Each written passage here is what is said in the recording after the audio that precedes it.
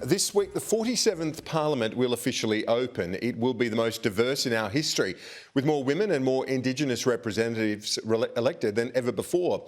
The Prime Minister says he wants this Parliament to be a more constructive one, but late on Friday, the government released a scathing Home Affairs report revealing the former PM, Scott Morrison, pressured the department to release information about the interception of an asylum seeker boat at the 11th hour on election day. I spoke to Prime Minister Albanese earlier.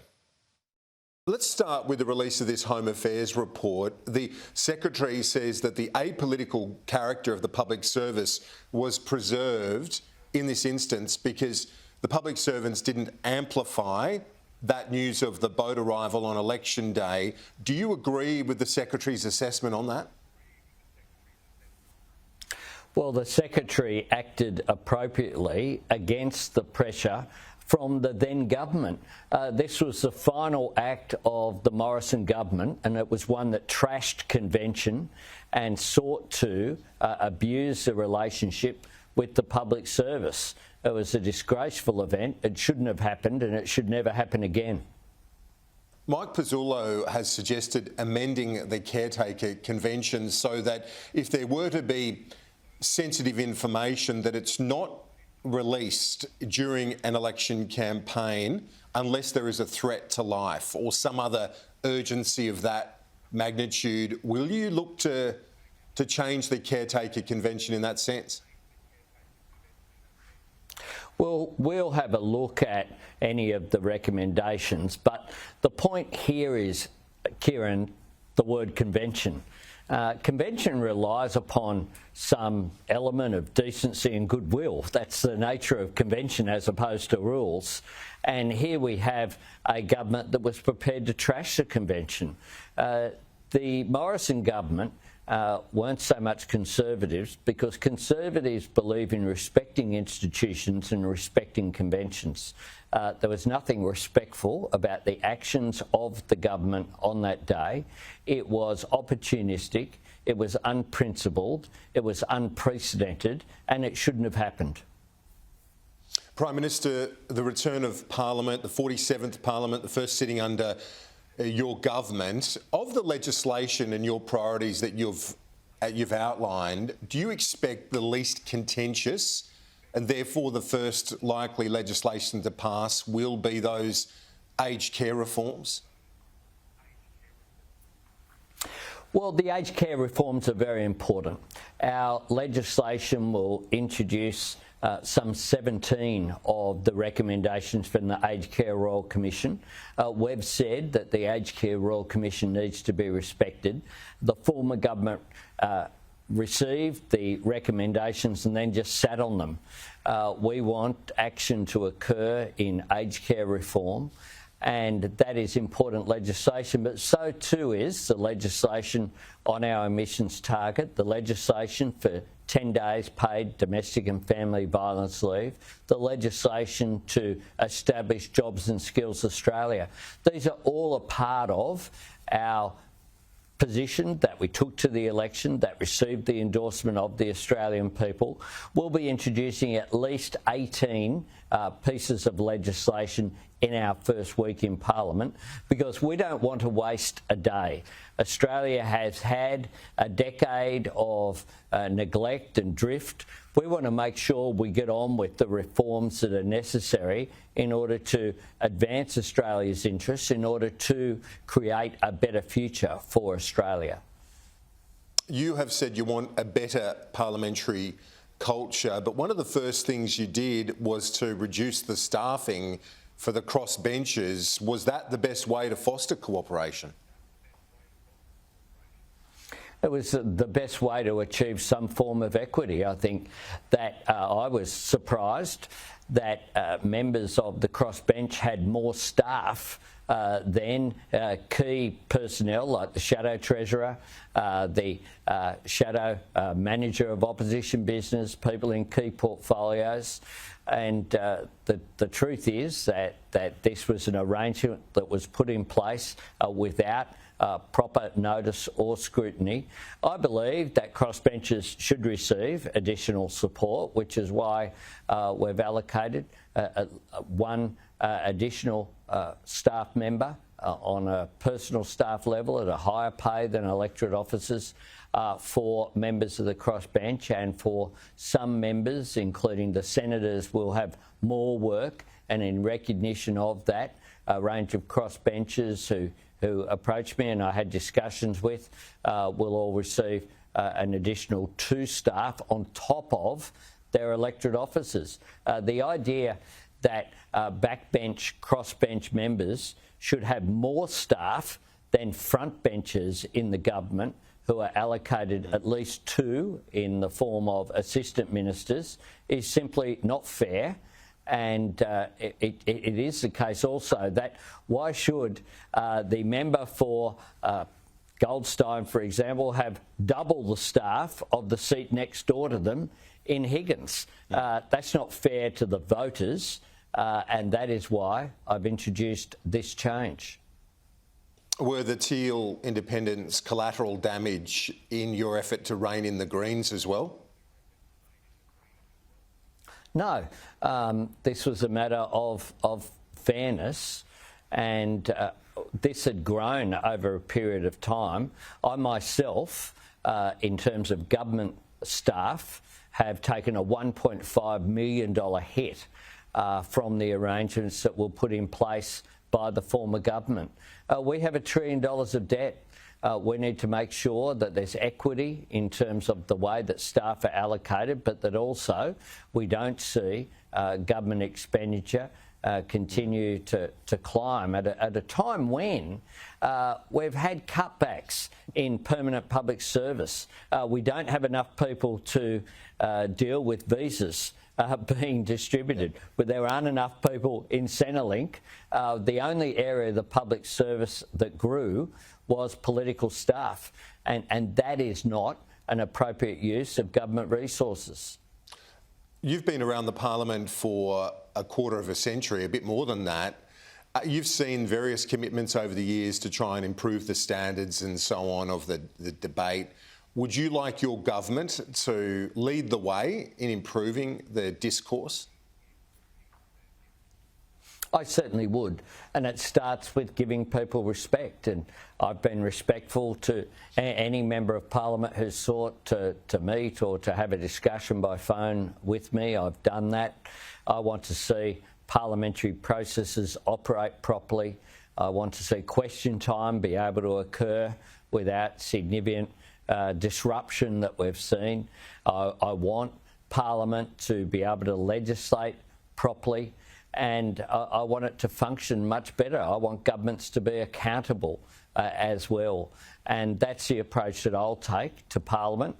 Governments can set the agenda. It requires, of course, the cooperation of all members of Parliament, but I'm very confident that we can have a much better functioning Parliament.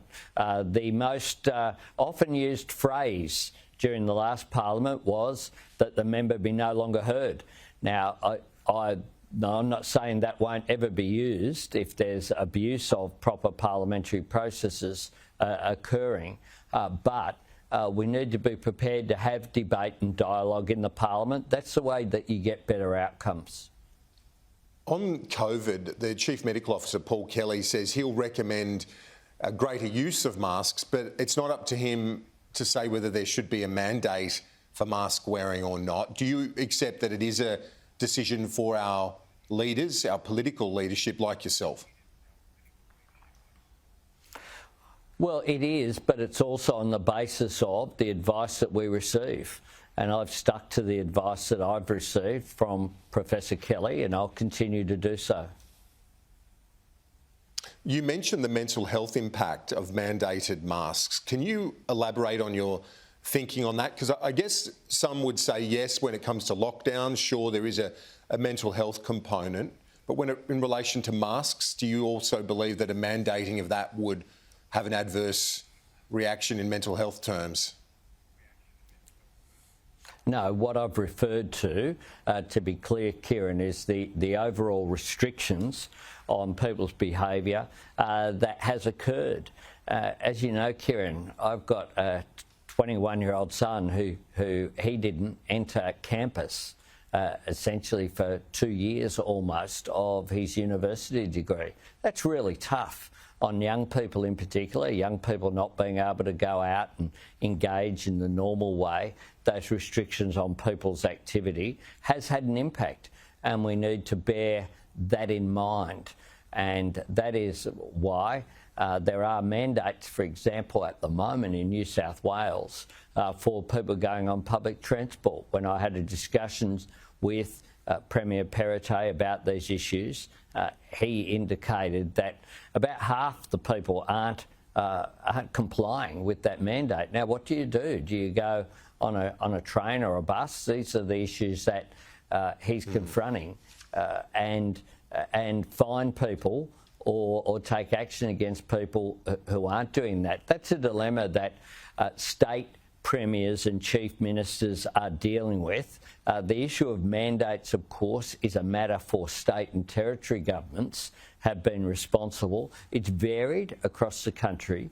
One of the things that I did when I brought together chief ministers and premiers in the National Cabinet last Saturday was that it was agreed to try to move to far more uniform national conditions across the board because it has been confusing for people. And I note that arising out of that meeting, state premiers were out there talking about the recommendation that people wear masks indoors where they can't socially distance, and that was done in a consistent way. I think that's a very positive development. Part of my criticism of the way that National Cabinet was operating was that it seemed to me people were having a meeting and then there'd be 8 different announcements for 8 different ways to go. I want the National Cabinet to operate much more seamlessly in the future, and to get that cooperation across the political spectrum, across the states and territories.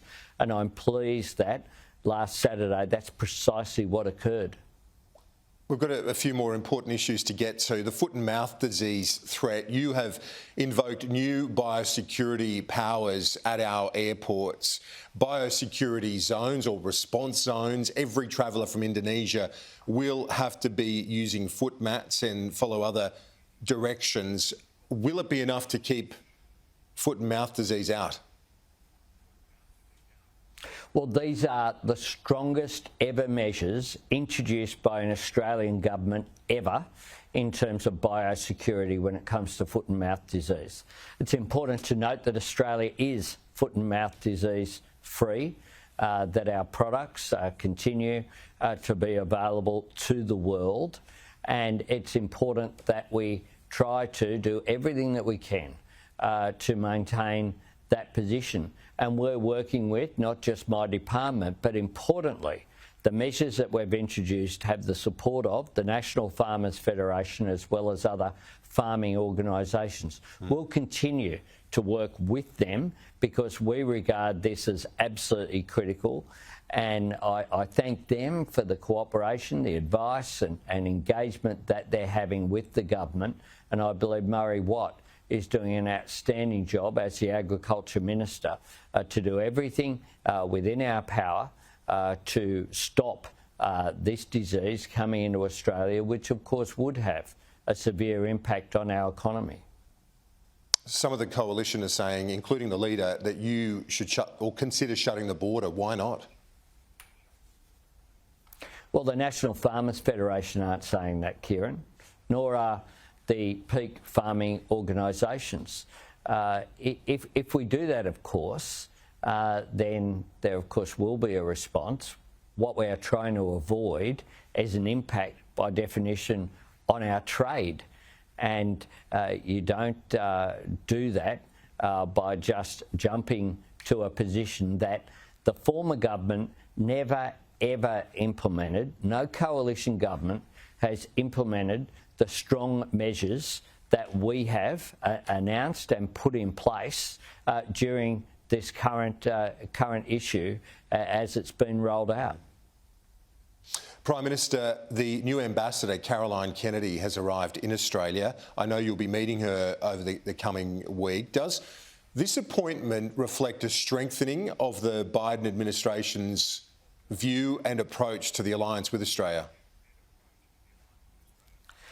It certainly is a very positive development. Caroline Kennedy is a very significant figure in US politics. President Biden regards the relationship with Australia as being very important. I look forward to welcoming President Biden here next year as part of the Quad Leaders meeting that I'll be hosting. And President Biden indeed said to me when we've spoken a number of times now how important an appointment this is.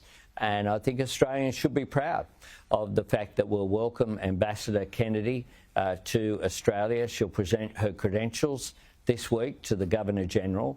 I'll be meeting with her on Wednesday, and I look forward very much to engaging with her. The US alliance is our most important relationship, and having Ambassador Kennedy here is appropriate given the status of our relationship. I know you've, as you said there, you've held a number of talks with President Biden already. Did the visit by the Deputy Prime Minister last week to the Pentagon and so on, does that pave the way for you now to get to the White House? Is that something that you want to do in your first year in office as well? Well, I've been invited to the White House and we'll have discussions about the timing of that. My priority this fortnight is getting Parliament going. It was important that I visit the Quad Leaders meeting, that Australia be represented there. It was also important that I attend the NATO summit, particularly in the context of the Russian invasion of Ukraine, the impact that that's having not just on Europe but on the Indo-Pacific as well, given the special relationship that has been forged between China and Russia. And so I've had the opportunity of a number of meetings now face-to-face with President Biden as well as phone conversations. I look forward to visiting the White House, and I look forward to welcoming President Biden here to Australia. Have you got any advice on whether the coal sanctions that have been imposed by China are going to be lifted? There's been a lot of noise about this, that they're looking to do that. What's your latest intelligence and advice suggest on that? Well, it's in China's interest to lift all of the sanctions against Australia, and it's in Australia's interest for that to happen as well. I want to cooperate with China where we can. I'll stand up for Australia's interests where we must. There is no justification for these sanctions on Australian products, and they all should be lifted. Prime Minister, finally, you're in the honeymoon period. Obviously, I think you and your colleagues would be well aware of that. And there's a timeline for when governments can blame the predecessors for their legacy and the problems that you're facing. But that only lasts so long. Do you think the rubber hits the road when you get to dealing with this economic situation we face right now, the challenges on inflation and bottlenecks? I guess with the economic statement looming by Jim Chalmers this week and the budget in October, do you see that as when the rubber hits the road for this government? You can't be blaming the predecessor.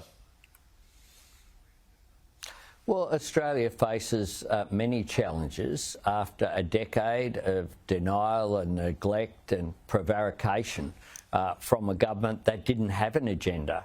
And it stands in stark contrast to the 18 pieces of legislation we will introduce in our first week.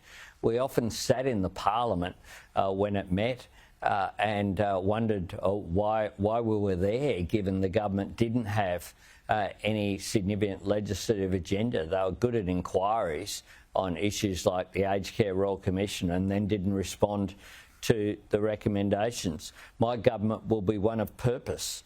We do inherit $1 trillion of debt. We inherit significant skills shortages that have been built up over a long period of time. We inherit no energy policy, 22 of them announced, none of them landed. We inherit a budget full of rorts and waste. We'll deal with each of these issues. We'll deal with them in a way that deals with the challenges that we've been left, but also is proactive about our positive agenda for a constructive future. Our agenda to take pressure off when it comes to living standards through areas like cheaper childcare, our addressing of the aged care crisis, our support for Australia reconstructing back stronger from the pandemic, including new industries that will be assisted by having cheaper, cleaner energy.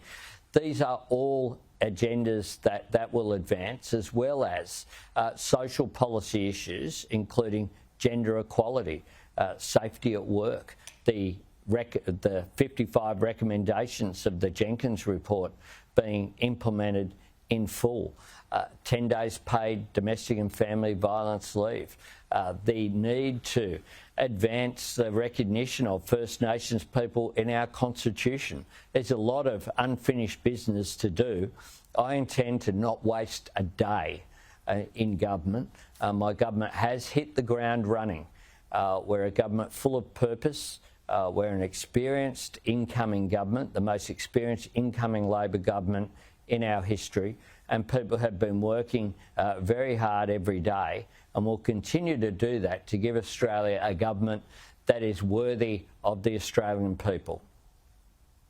Prime Minister Anthony Albanese, thanks for your time. Thanks very much, Kieran.